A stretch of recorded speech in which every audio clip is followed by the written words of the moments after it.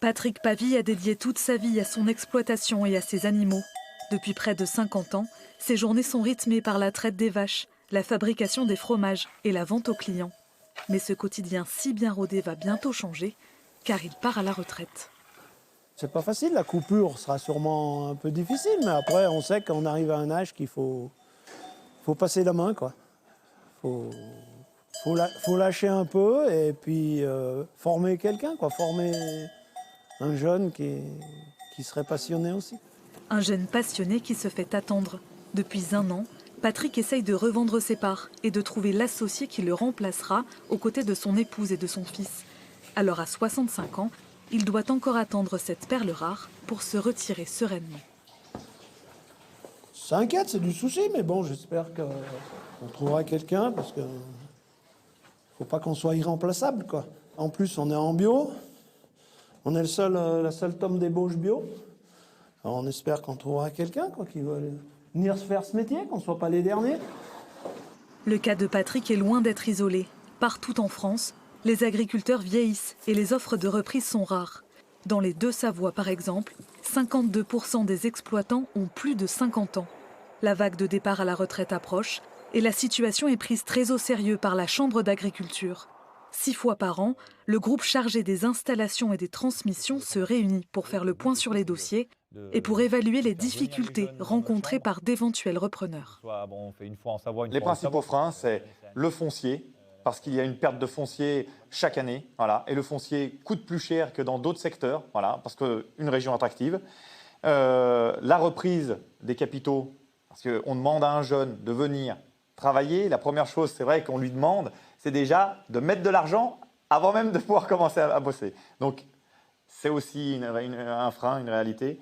Pour changer cette réalité, la Chambre d'agriculture organise régulièrement des opérations séduction auprès des jeunes. On a bien sûr aussi des classes de lycée auxquelles on va proposer. En 40 ans, le nombre d'agriculteurs a été divisé par 4. Alors tout l'enjeu est de donner envie aux nouvelles générations. Une mission que s'est fixée Guillaume, le représentant du syndicat des jeunes agriculteurs. Ça, c'est né hier. Ça, hier, les deux, la nuit, là, en même temps, là. Avec son équipe, il a accompagné Charlotte pour l'aider à reprendre un élevage de vaches laitières. Cette trentenaire, fille de boulanger, n'était pas issue du milieu agricole. Pas de parcelle en héritage, ni d'enfance passée à la ferme. Elle a dû se former elle-même et emprunter plus de 500 000 € avec une associée pour acquérir et moderniser cette exploitation.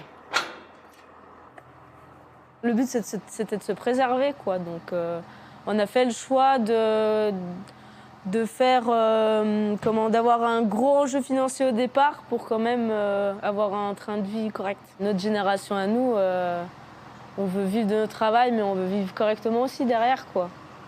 Du moins, au moins avoir du temps pour soi. Donc là, je vais te montrer là, le foin que j'ai acheté.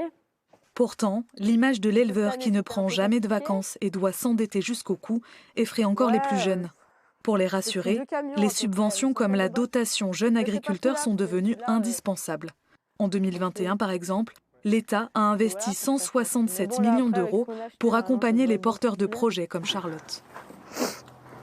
Aujourd'hui, si on enlève nos dispositifs d'accompagnement, on n'arrivera pas à renouveler la moitié des exploitations. Là, en France, c'est 60% des départs en retraite qui sont renouvelés seulement, c'est pas suffisant. Dans notre département, c'est à peu près le même chiffre. L'idée, ce serait quand même qu'il faudrait remplacer 8 exploitations sur 10 pour qu'on puisse, dans le temps, continuer à produire l'alimentation qu'on produit. 1 an et demi après la reprise, Charlotte est fière d'avoir réussi dans un milieu qui lui était étranger. Preuve que malgré les contraintes, le monde agricole peut encore susciter des vocations. Tous les jours, je me dis, j'ai réussi mon objectif de vie. Et puis voilà, puis maintenant c'est à moi. Et voilà, quoi. Le boulot, il reste à faire et c'est génial. Voilà. C'est la meilleure partie, ça.